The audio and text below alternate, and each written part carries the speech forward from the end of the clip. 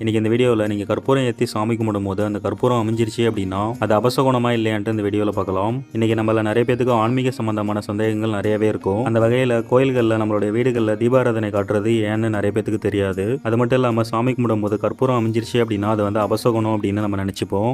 அந்த மாதிரி கற்பூரம் அமைஞ்சிருச்சு அப்படின்னா அது வந்து அபசகுணம் கிடையாதான். நம்ம அதுக்கு மாறாக வந்து இன்னொரு கற்பூரத்தை எடுத்து நம்ம வந்து சாமி கும்பிட்றது நல்லது அப்படின்னு ஆன்மீகத்தில் சொல்கிறாங்க.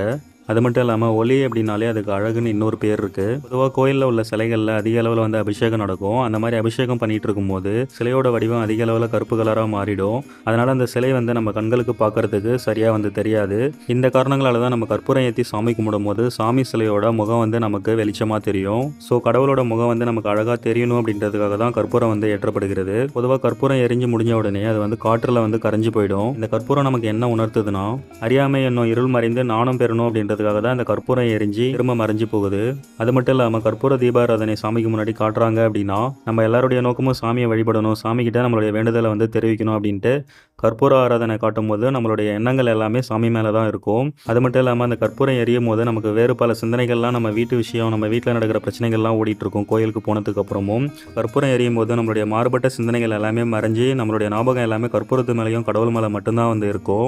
ஸோ இந்த காரணங்களாலையும் தீபாராதனை வந்து காட்டப்படுது.